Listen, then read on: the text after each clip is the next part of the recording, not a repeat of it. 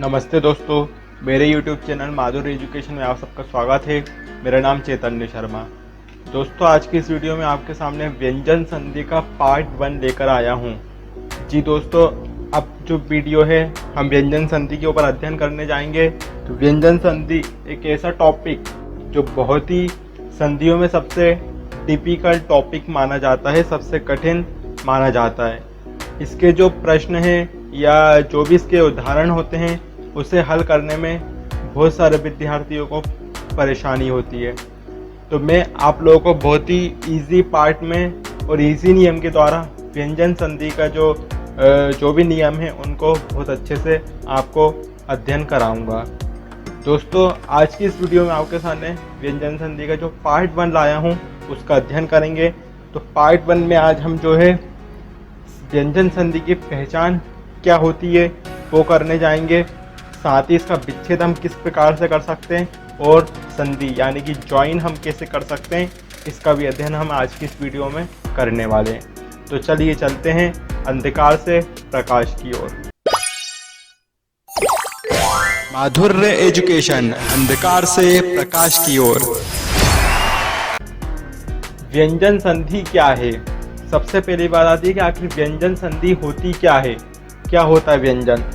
तो परिभाषा आपके सामने इस प्रकार से, पूर्व पद के अंत में मतलब पूर्व पद के अंतिम वर्ण में व्यंजन तथा उत्तर पद के शुरू में स्वर या व्यंजन होने से जो परिवर्तन होता है उसे व्यंजन संधि कहते हैं। एक बार फिर से रिपीट कर रहा हूँ। पूर्व पद के अंतिम वर्ण में व्यंजन तथा उत्तर पद के शुरू में स्वर या व्यंजन होने से जो परिवर्तन होता है उसे ही व्यंजन संधि कहते हैं। किस प्रकार से? जैसे उदाहरण दिया है आपको, जगत धन नाथ। आप जगत को देखेंगे तो जगत में पूर्व पद का जो अंतिम वर्ण है उसमें आप देखेंगे व्यंजन आ रहा है। यहाँ लिखा है पूर्व पद के अंतिम वर्ण में व्यंजन। तो देखिए पूर्व पद के अंतिम वर्ण में क्या आ रहा है? ता जो है व्यंजन आ रहा, हलंत लगा है इसमें। आस्वर मतलब कोई भी किसी भी प्रकार का इसमें स्वर नहीं है, इसलिए जो ता है इसमें हलंत को लगाया गया है, ये देखिए। और प्लस जो है जो धन के बाद उत्तर पद है उसमें लिखा है उत्तर पद में शुरू में स्वर या व्यंजन, उत्तर पद के शुरू में स्वर या व्यंजन। तो देखिए यहाँ पर क्या आ रहा है? ना व्यंजन आ रहा है। शुरू में क्या आ रहा है? ना व्यंजन जो है वो आ रहा है। तो व्यंजन होने से जो परिवर्तन होगा, अब जब इसका ज्वाइन हो जाएगा उससे जो परिवर्तन आएगा उसे ही हम व्यंजन संधि कहते हैं। तो इस प्रकार से थी आपके सामने व्यंजन संधि की परिभाषा। आगे बढ़ते हैं। व्यंजन संधि के पार्ट 1 में हम लोग नियम 1 देखेंगे। तो नियम 1 आपके सामने इस प्रकार से है।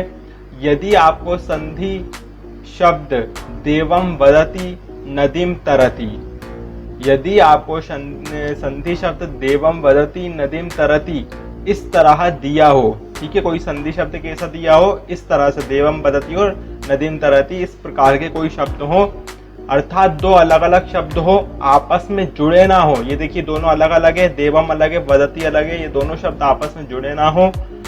पहले वाले शब्द के अंत में अम की बिंदी आ रही हो, तो देखिए देवम पर भी पहले वाला जो शब्द उस पर अंतिम वर्ण पर अम की बिंदी आ रही है और नदीम का भी जो अंतिम वर्ण है उस पर भी अम की बिंदी आपको दिख रही होगी, तो वह शब्द व्यंजन संधि का होगा। ठीक है, इस प्रकार के आपको कोई शब्द दिख जाते हैं देवम वदति नदीम तरति, यानी कि पहले वाले शब्द के अंतिम वर्ण पर अम की बिंदी आपको दिख रही है और दो शब्द अलग अलग हों, तो वे शब्द व्यंजन संधि के होते हैं। किस प्रकार से? उदाहरण देखिए, जैसे देवम तरति और नदीम तरति, ये दो शब्द हैं, दोनों को आप देखेंगे दोनों अलग अलग शब्द हैं और दोनों के ऊपर आपको अम की बिंदी दिखाई दे रही होगी। इसका मतलब ये क्या? व्यंजन संधि के उदाहरण है। संधि विच्छेद। अब ऐसे शब्दों का संधि विच्छेद किस प्रकार से होगा उसे देख लेते हैं। संधि शब्द एक साइड दूंगा मैं आपको और एक साइड दूंगा मैं संधि विच्छेद, यानी कि हम यहाँ पर एक साइड सीधे हाथ की तरफ संधि विच्छेद करेंगे। तो संधि शब्द है देवम तरति। अब इसका संधि विच्छेद किस प्रकार से होगा? ध्यान से देखिएगा। देवम तरति का संधि विच्छेद हो जाएगा देवम धन तरति, यानी कि क्या हुआ? कुछ भी ज्यादा अंतर नहीं है, बस देवम जो लिखा हुआ था पूर्व पद में उसमें जो अम की बिंदी थी वो माँ में कन्वर्ट हो गई, यानी कि आधा माँ बन गया। हलंत का मतलब क्या, आधा माँ बन जाना है, क्योंकि ये व्यंजन संधि है, यहाँ पर स्वर तो आ नहीं सकता। इधर आते हैं व्यंजन, पूर्व पद के अंत में क्या आता है, व्यंजन। तो देवम में क्या हुआ, जो अम की बिंदी थी ऊपर वो माँ बन गई, और प्लस जो उत्तर पद में तरती यहाँ लिखा है, बेसा का ही बेसा, उत्तर पद में तरती आ गया। सिर्फ इतना ही हमको ध्यान देना पड़ता है इनके विच्छेद में। दूसरा शब्द है जैसे नदीम तरती, तो इसमें भी क्या होगा, नदीम तरती का भी अम की बिंदी माँ में कन्वर्ट हो जाएगी इस प्रकार से, नदीम धन तरती। इस प्रकार से इनका संधि विच्छेद हो जाता है। यानी कि आपको संधि शब्द इस प्रकार के दिए हो तो उनका संधि विच्छेद इस प्रकार से होगा, ये ध्यान दीजिएगा आप। आगे है संधि। अब हम इनकी ज्वाइनिंग करना सीख रहे थे, जोड़ेंगे कैसे, तो बहुत सिंपल है। एक साइड हम संधि विच्छेद शब्द लिखेंगे और एक साइड संधि शब्द लिखेंगे। तो संधि विच्छेद दिया हुआ देवम धन तरती, देवम देवम धन तरती, इस प्रकार से शब्द दिया है, तो इसका आएगा देवम तरती। यानी कि संधि करते टाइम क्या हुआ, जो माँ जो लिखा था आधा माँ, वो वहां पर अम की बिंदी बन जाएगा।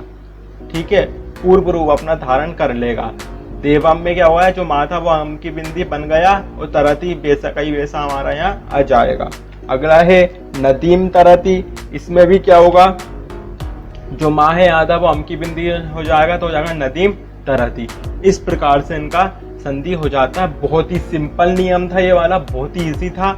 इस नियम की आप एक दो बार प्रैक्टिस अच्छे से करिए, डेफिनेटली आप इस नियम को, जो संधि विच्छेद का नियम बताया गया है व्यंजन संधि का, आप बहुत अच्छे से सीख जाओगे। आगे बढ़ते हैं नियम 2 की तरफ। नियम 2 भी बहुत ही इजी नियम है, इसको भी बहुत ध्यान से देखिएगा। इसका जो नोट है उसको ध्यान से देखिए। यदि संधि शब्द में पहले वाले वर्ण पर अम की बिंदी होती है, ध्यान दीजिए, यदि संधि शब्द में पहले वाले वर्ण पर अम की बिंदी होती है या पहले वाले वर्ण के बाद आधा ना आता हो, तो वहां व्यंजन संधि का उदाहरण होगा। मतलब वह जो शब्द होगा व्यंजन संधि का होगा। कब कब, जब पहले वाले वर्ण पर अम की बिंदी हो या फिर पहले वाले वर्ण के बाद आधा जो है ना आ रहा हो। आधा क्या आ रहा हो, ना। किस प्रकार से, अंकित एक शब्द लिखा हुआ है और एक शब्द है पंकज। इन दोनों को ध्यान से देखेंगे। संधि शब्द में पहले वाले वर्ण के ऊपर आपको अम की बिंदी दिख रही है, अम की है ना। ऐसी पंकज में भी पा के ऊपर अम की बिंदी आपको दिखाई दे रही होगी। यानी कि मैं क्या बोल रहा हूँ, संधि शब्द में, तो ये संधि शब्द है, उनमें पहले वाले वर्ण पर अम की बिंदी होती है, तो पहले वाले वर्ण पर आपको दोनों बार अम की बिंदी दिखाई दे रही होगी। तो ये व्यंजन संधि के उदाहरण है। आगे देखते हैं शांत और सन्निधि। दो शब्द आपके सामने है, इसमें आपको पहले वाले वर्ण के बाद क्या दिख रहा है, आधा ना। यहाँ बात हुई थी या पहले वाले वर्ण के बाद आधा ना आता है तो वहां व्यंजन संधि होती है। तो देखिए इसमें ही पहले वाले वर्ण के बाद आधा ना आ रहा है और इधर भी पहले वाले वर्ण के बाद आधा ना आपको दिखाई दे रहा होगा, तो ये भी व्यंजन संधि के उदाहरण होंगे। ठीक है, अब इनका हम लोग विच्छेद करना सीख लेते हैं।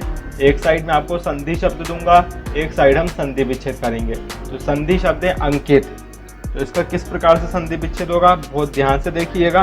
अंकित का संधि विच्छेद हो जाएगा अम प्लस कित।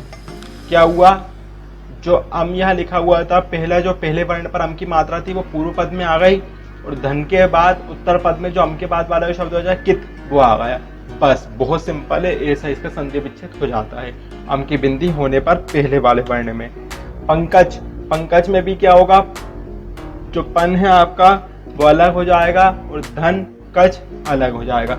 इस प्रकार से इनका संधि विच्छेद हो जाता है पहले वाले वर्ण के ऊपर अम की बिंदी होने पर।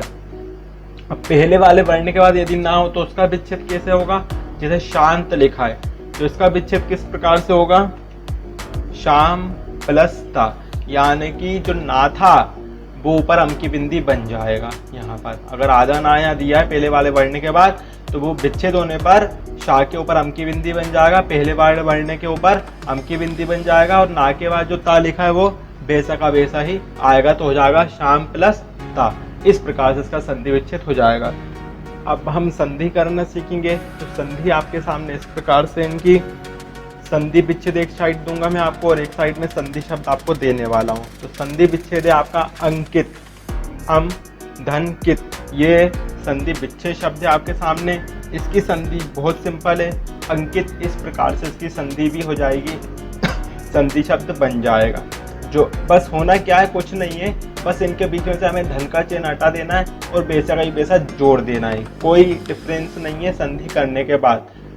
फिर अगला है आपके सामने पंकज, इसमें भी आपको जो है बीच में से धन का चिन्ह हटा देना है तो हो जाएगा पंकज, इस प्रकार से इसकी भी संधि हो जाएगी। आगे बढ़ते हैं, शांत आपको लिखा हुआ दिख रहा है तो इसका क्या हो जाएगा, इसमें बस अंतर ये आएगा कि धन जो अंक की मात्रा है वो हट जाएगी और आधा ना लग जाएगा, क्योंकि शांत ऐसा ही होता है, आपने सुना होगा देखा होगा इस शब्द को, तो उसका शब्द निर्माण इस प्रकार से होता है। इसलिए जो ना है, जो अंक की बिंदी है, वो संधि होने पर आधा ना बन जाएगी, बस सिंपल से यही इसका इस प्रकार से संधि विच्छेद होगा। तो आज की वीडियो में ये दो नियम का आज हमने अध्ययन किया है, जो कि बहुत ही ईजी नियम थे। ऐसे ही आने वाली वीडियो में भी आपको अन्य नियम जो है, क्योंकि इसके मैंने लगभग 11 नियम बनाए हैं व्यंजन संधि के, उसमें से 2 का जो अध्ययन हमने इस वीडियो में कर दिया है। आने वाले वीडियो में भी हम 2 या 3 नियमों का अध्ययन करेंगे। इस प्रकार से कुछ पार्ट में हम वीडियो को बांटेंगे संधि के। अगर आप उन वीडियो को देख लेंगे तो आप कभी नहीं बोलोगे कि व्यंजन संधि बहुत कठिन टॉपिक है, बिल्कुल नहीं, बहुत ईजी है। काफ़ी लोगों से, काफ़ी विद्यार्थियों से मैंने सुना है कि वे बोलते हैं कि सर जो संधि का टॉपिक है, संधि में जो व्यंजन संधि का टॉपिक है वो बहुत ही कठिन टॉपिक है। तो ऐसा बिल्कुल नहीं है, मैं आपको बता रहा हूँ, बहुत सिंपल है। आप मेरी सारी वीडियो देख लीजिए, उसके बाद आप डिसाइड कीजिएगा कि व्यंजन संधि इज़ अ वेरी डिफ़िकल्ट और ईजी। आपको फिर डिसाइड करना है कैसा है ये। तो दोस्तों मिलते हैं अगली वीडियो में, आज के लिए बस इतना ही। तब तक के लिए धन्यवाद, नमस्कार, जय हिंद।